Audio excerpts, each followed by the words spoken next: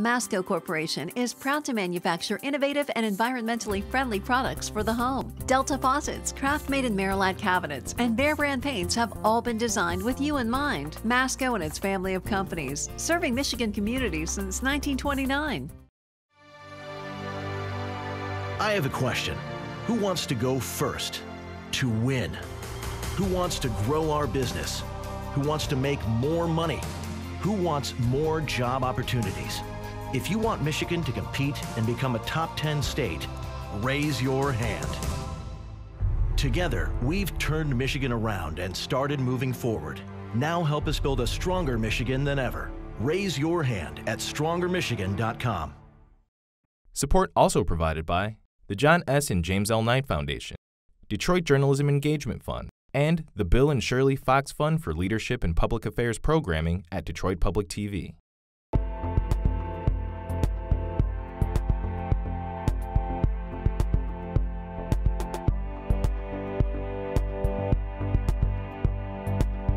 Hi there and welcome to One Detroit. I'm Christy McDonald. Nolan Finley and Stephen Henderson will join me in just a few minutes. We're at the Detroit Historical Museum for the show this week. It's got all the great exhibits like the Kid Rock Music Lab, the 67 exhibit. It's pretty convenient for us because Detroit Public Television, we have offices right upstairs. Well, you know, we have a lot coming up for you this week on the show. Our big story is the revitalization of Fitzgerald Park, a project the city of Detroit is working on that could be a model for other neighborhoods. But some residents are concerned it's moving slower than they thought. It all fits into the conversation happening in the city this week surrounding public space, design, and inclusion. We will look at that along with a few headlines. Plus, among the raging immigration debate, a ceremony welcoming new Americans in the middle of Detroit. And saying goodbye to the man who gave opera a home in the city, remembering David DiChiera this week. That is all coming up on One Detroit. But we're going to start with a simple ceremony celebrating the Constitution, citizenship, and new Americans. We've talked and we've debated a lot in Michigan about immigration reform, who gets to be here, who gets to stay, and becoming an American. Well, this past week, we sat in on a naturalization ceremony welcoming new Americans and new Detroiters. One Detroit producer Zozette Geer has the story. It's a sweltering September day as Wayne State students scurry to their next class. But one group is braving the heat for a special occasion on Gullen Mall. So when people ask, what is the secret of America's greatness? You can tell them. Our immigrants. 25 people from 15 different countries will take the oath to finally become United States citizens. That you will perform work of national importance under civilian direction when required by the law. And that you take this obligation freely without any mental reservation or purpose of evasion, so help you God. If so, state, I do. I do. Well, congratulations, you're new Americans now. This is Citizenship and Constitution Day, and it kicks off Constitution Week. Professor Mark Crewman came up with the idea to hold a naturalization ceremony to commemorate both occasions.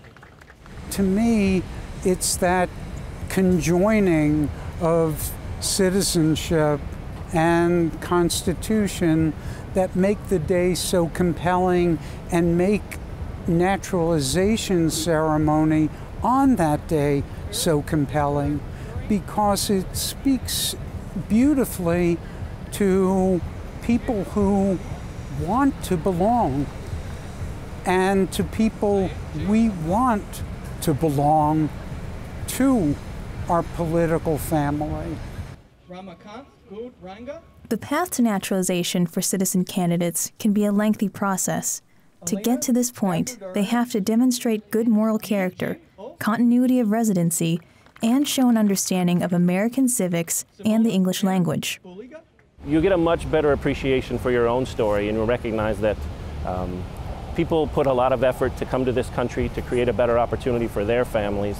I'm a fortunate person to be able to have been born in the United States, to have taken advantage of the opportunities, but that I had family who tried to create that opportunity for me. And to folks here today are no different. They want the best for themselves, for their family, and for the long term. And that's why, in the end, it's a celebration. And these folks have a great appreciation for what it takes to become a U.S. citizen. It's also not cheap. The current filing fee just for the application for naturalization is listed at $725. But for these new Americans, citizenship seems to outweigh the cost. Harsh, Gopal, Yas? Now that he's a citizen, Hirsch Voss looks forward to speeding up the petitioning process for his wife, who's back in India. We are married since last December, and I came here in January. I never see her since last 10 months. Every day we talk on the phone. That's the hardest part. We just talk to each other, but not a presence with her.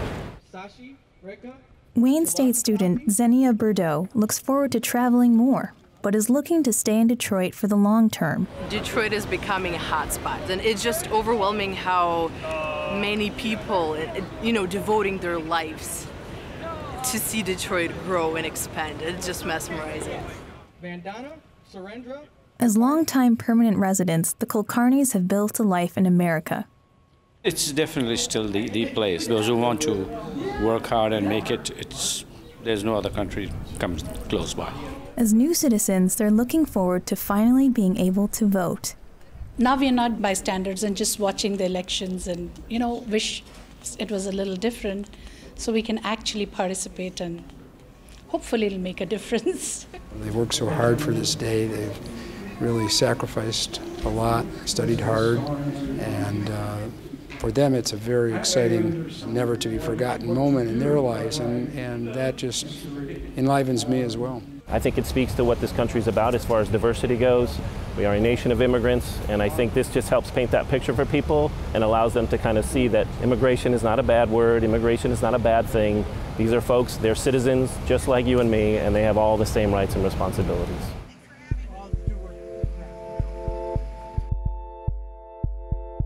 Congratulations to all the new citizens. Well, turning now to our big story, focusing on Ella Fitzgerald Park that opened up this summer on the city's northwest side. It's not just a 2.5-acre community space, but it's part of the Fitzgerald revitalization project that the city is leading. It includes rehabbing over 100 homes and demoing 26 others, as well as a greenway that connects the neighborhood. But can this translate to other neighborhoods in the city? Is it happening fast enough? And do residents feel like they're part of the process? A July Saturday on Detroit's northwest side, where the Fitzgerald neighborhood takes official possession of its new park. Ella Fitzgerald Park is made up of vacant land where tracts of homes once stood. I think this is probably the largest park that's made from scratch, from vacant lots that you'll find anywhere in an urban neighborhood. Detroit City Planner Maurice Cox came to Fitzgerald to find 400 lots where houses once stood or needed to be removed. Then came ideas. Why not turn some of the lots into a park and make a greenway that runs across the neighborhood? The idea was that you should be able to bike from your house to a park. You should be able to go along a greenway to get to some of the resources and amenities of the neighborhood, all on biking and walking. We held our first activity day right here, knowing that one day the Ella Fitzgerald Community Park would be erected in this very same spot. There's been a lot of talk recently about revitalization in Fitzgerald, anchored by the University of Detroit Mercy and Marygrove College. Detroiter Gaston Nash lived in college towns in Indiana and Ohio. He saw neighborhoods near the schools were thriving, and he thought about that when he moved to Fitzgerald. I lived in Columbus, and every neighborhood or community around their colleges was beautiful. And so you come home and you're like, well, what's going on with U of D and Marygrove? Nash is part of the College Core Block Club, a group that helped revive the neighborhood's other park, Lolo Park on Puritan Avenue. The residents here were excited to hear about the city's big neighborhood rehabilitation plan that made headlines, but that was a year ago. At the time when we announced this, I think people assumed, okay, this is going to start now.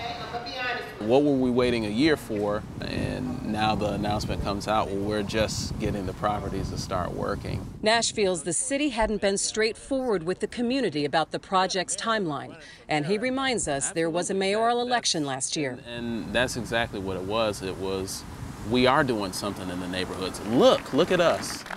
Well, how did the park turn out? Looks a little bit better than the vacant houses that we had along here, doesn't it? Now the rehabilitation plan is really rolling with another announcement. The first 3 homes are fixed and ready for market. We know we got a ways to go. We got new street surface, new sidewalks, but you don't have to look too far to see we got to work our way down the street now that we got the park rebuilt, to get these houses rebuilt, to move families back in, but it's going to be a whole lot easier. And if Fitzgerald can come back, guess what? Every neighborhood in Detroit can come back. Cut. This is just like the cornerstone. Okay, great. Okay. Plans have more than 100 more homes to be rehabbed. That's over 2 years. And there's that greenway running from Marygrove College to the west to U of D on the east, past homes and crossing streets with signage marking the way. Like the super graphics on the street you see here, which are an interpretation of an Ella Fitzgerald song, Dream a Little Dream with Me, signals to everyone that you're in a park zone. Cox said the ideas here could turn up in other Detroit neighborhoods. It's something different. It's something new. It's not what it used to be. It's a whole new concept of what a neighborhood can be. You know, just this month, 3 rehabbed homes went on the market, listed for between $55,000 and $90,000. The project is being led by Fitz Forward, which is made up of Century Partners, which is a development group, and The Platform, which is a development and design group involved in projects all around the city. So let's bring in Stephen Henderson and Nolan Finley in for this discussion. You know, a lot of urban planners were in Detroit this week and talking about what was happening in Fitzgerald and looking at it as an example of what it could be for other neighborhoods. But is the biggest issue, and I'm going to start with you here, Stephen, first, bringing this up to a larger scale when you're looking at just a small area of one neighborhood? Well, I mean, so there are a number of different things going on here, and one of them is the lesson that everybody learns when they decide to get involved in trying to turn around Detroit neighborhoods. It's that the problems are deeper than you thought they were, they're more extensive than you thought they were, and they're more expensive to deal with. And so that's what we're seeing in Fitzgerald, is that this was a grand plan to transform a pretty wide part of the city in a short period of time, and that's just not really possible. You have to take smaller chunks, you have to deal with smaller chunks, and you got to be more patient about how you do it.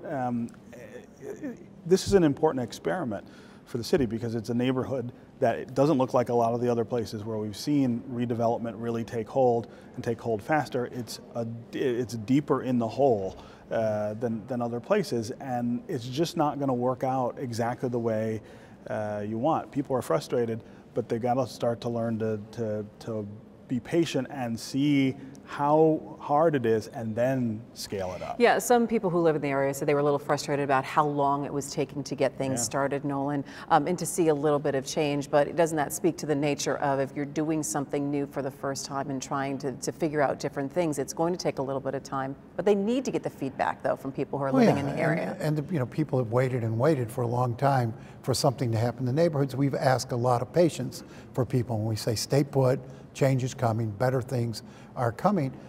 That's on the one hand. On the other hand, it took 60 years to get to this point. It didn't collapse all at once. It's not going to come back all at once. And I think you do have to do it sort of, as Steve said, small chunks, block at a time, find out what works, try to replicate it, and then start concentrating on growth, on bringing new people in, because it's hard to redevelop neighborhoods if all you're doing is shifting people around, leaving holes one place to fill another place. I think we really need to start concentrating on population growth, bringing people back into the neighborhoods. It's interesting, in doing this story, and we talked to several people who are living in the area, one of the concerns that was brought up also is there's a potential change in the economy and the money and the infusion that's happening right now in Fitzgerald and some other areas. What if that money dries up in another couple of years? What does that mean for some of these projects? Yeah, I mean, we've got a window, I think, of 3 to 5, maybe 7 years where this kind of interest in investing in Detroit is going to be as high as it is, and then we'll go back to hopefully not what it was 20 years ago, but it'll go back to a more normal level. And so we've got to make use of that interest now and make sure we get the things that we can out of it, and again, get these models, right? If you can turn around a small part of a neighborhood like Fitzgerald, that is something you can pick up in Port, to other places, but you gotta focus on that and not get distracted by scale. And that's one of our big problems in Detroit, is that everything is so big. The city is so big, neighborhoods are so big, the problems are so big. We get caught up trying to say, we're gonna solve all of it, as opposed to saying, let's take a little chunk of it, let's fix that, and then move to the next thing. Is this a legitimate thing, though, that the administration can point to and say, see, when you talk about the narrative of downtown development and no one's doing anything in the neighborhoods, that this is indeed something that we're doing to start to develop, and if it catches hold here or if it works here, we can bring it to other areas? I think it's a piece. I mean, if this were the only thing that was being done, I think it would be a pretty weak argument, but you can now look all over the city at places where the neighborhoods are getting attention. They're getting attention from philanthropic groups, but also from private business developers, and certainly from the city. I believe over the last 2 years, you've seen a real shift in the conversation away from downtown. There's a sense that downtown's comeback is sustainable, doesn't need a whole lot of help. And the concentration has been by the foundations and also by a lot of developers on the neighborhoods. And again, there's pieces all over the place you could point to and say, we hope it starts knitting together. But what we really need to see also is a pivot to investing in the human capital in those neighborhoods.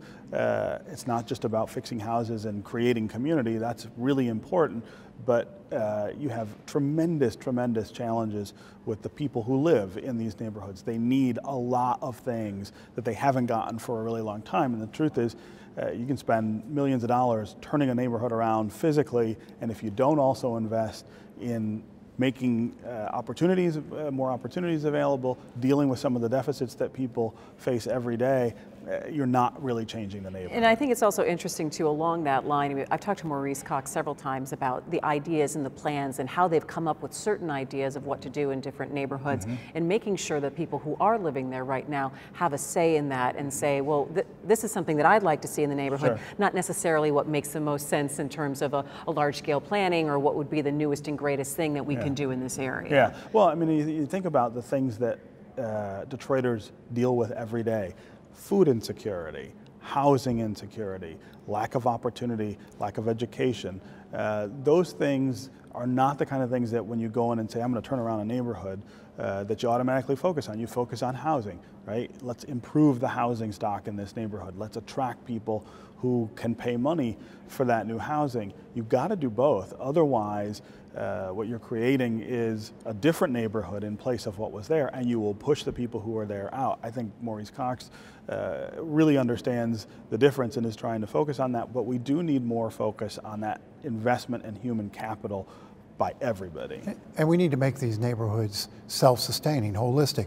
If you live in a neighborhood, there ought to be a place within that neighborhood you can go, as Steve said, get your groceries, but also go to the doctor, go to the dentist, go to the accountant, you know, bakeries, all the things that make a neighborhood a whole. Livable. And there's too few of those still in the city. Even in the downtown core, there's still too little of those things that keep you home, rather than force you to get in your car and drive out to the suburbs. Yeah, well, we're going to continue to follow what's happening in Fitzgerald and a couple of other pockets in the city, and see what's happening, what's going to transpire. All right, let's go ahead and take a look at some of the headlines. And Nolan, I was reading the Detroit News. Something happened in your Ed Board meeting this week. I think was pretty shocking. I think when you heard it, a Supreme Court Justice Elizabeth Clement said that she was bullied and intimidated before her decision making during the process. Which is, you know, just aberrant to me. I mean, we know that the Republicans objected to, Republicans and business groups objected to the fact that she did not rule to keep Prop 2, the redistricting proposal, off the ballot. Her and David Viviano, the two Republican-leaning justices, voted against the chambers and the Republican parties. They voted to let it be on the ballot in November. And they said they followed the law. And what do Republicans say they want? Rule of law judges. Well, they believe they interpret the Constitution the way it was written, and she was under immense pressure because she's up for election in November. She lost her fundraising consultant. She believes that there's a connection there. She was threatened with being left off the Republican ticket, that they would nominate someone else and she'd have to run on her own. And she felt bullied and intimidated during that whole process, which is extraordinarily inappropriate, if not criminal. I mean, and you think that maybe this happens in politics, but for someone to actually articulate that and put that out in the open and say, look, this is what was going on. Right. I mean, I doubt this is the first time this has happened. It's the first time somebody feels comfortable saying what's going on. One of the interesting things here to me is what they're targeting. Why were they so afraid of letting voters decide how we choose politicians in this state? Well, because that's not what's going to happen. Well, you know, this proposal will take this decision-making out of the hands of the legislature, which for decades has used it as a weapon to try to marginalize the other party, which is not the way, I don't think it's the way it should happen. And I have real problems with some of the provisions of this, this ballot initiative. None of them is ever perfect. But the idea that Republicans were that afraid of letting this just be on the ballot. This wasn't even about whether it would pass or fail. This is just about letting voters decide. That does not speak well for Republican interests. Before we start debating what is actually going to be on the ballot, it's a Democratic front. But hang on. But it still doesn't excuse what they did. That's what I'm saying. So what kind of retaliation, though, can she expect by coming forward and being public about what was happening? I think she felt she didn't have anything to use. They've already left her off their campaign literature. Every other statewide candidate on there. She's not on there. They're not, I mean, she's still being endorsed by the chamber. I don't know if she's getting any fundraising help. She's having to do all that herself, where normally those candidates and her colleague, Kurt Wilder, who's running on the Republican tickets, getting all that help. He announced he wasn't going to run with her. Normally the two justices from the same party, they run on a ticket. So she's on her own here, and there's a lot of people who are mad about this, angry about the way she was treated, who are picking up her campaign and doing that fundraising, because remember, hard for a Supreme Court just to go out there and fundraise for herself. You've got to have third-party help. All right, so we have just a couple of minutes left here. At this point in September, and looking forward in our in the election that's coming up, what is the one storyline that's kind of picking up that people are talking to you about most of all in the elections this year, Nolan? Well, I mean, people are wondering, whether this race is going to close. And there's drawing those comparisons. The governor's race. Yeah, governor's race. I'm sorry. Drawing those comparisons to 2016, where Donald Trump was sitting in this exact same place as Bill Schuette is. Will the same pattern follow? Will this race close? Are the dynamics the same? And I think you get a lot of people trying to look at the dynamics and see, are they similar? Are they different? What factors could push this one way or the other? All right, so he's got, will the governor's race close? What about you? Well, I think it's the same question, but I would inject the president himself into that equation. What he does, what happens to the various scandals that surround the White House right now, that could have an influence on what happens at the state level here in Michigan. If you think about 2016, it was an event that changed the race. It was this announcement of an investigation into Hillary Clinton that made the polls go in a different direction. I don't know that we anticipate anything like that here in Michigan, but certainly Republicans have got to be hoping for it at this point. All right, well, we're going to be watching. Stephen Henderson, Nolan Finley, thanks so much. And finally, saying goodbye to the man who gave opera a home in Detroit.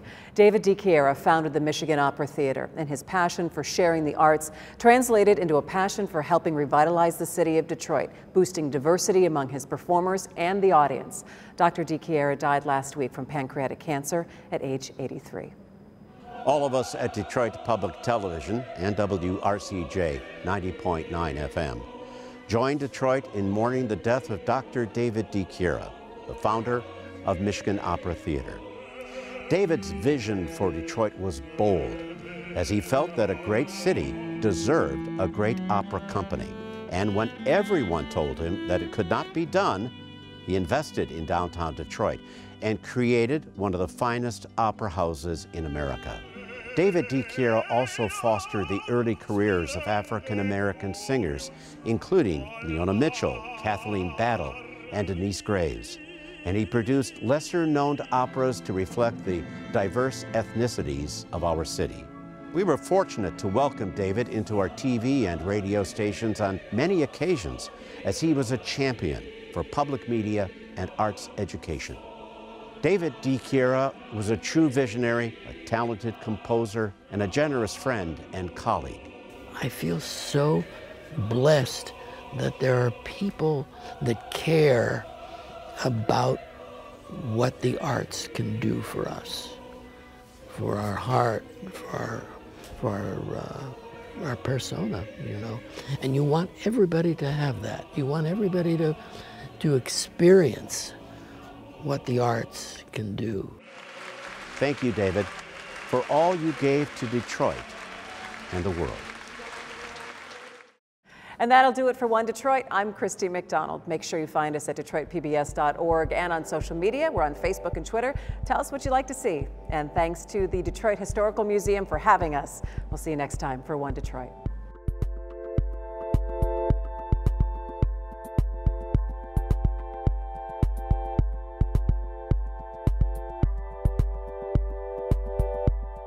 Masco Corporation is proud to manufacture innovative and environmentally friendly products for the home. Delta faucets, craft-made in Merillat cabinets, and Behr brand paints have all been designed with you in mind. Masco and its family of companies, serving Michigan communities since 1929. I have a question. Who wants to go first? To win? Who wants to grow our business? Who wants to make more money? Who wants more job opportunities? If you want Michigan to compete and become a top 10 state, raise your hand. Together, we've turned Michigan around and started moving forward. Now help us build a stronger Michigan than ever. Raise your hand at strongermichigan.com. Support also provided by the John S. and James L. Knight Foundation, Detroit Journalism Engagement Fund, and the Bill and Shirley Fox Fund for Leadership and Public Affairs Programming at Detroit Public TV.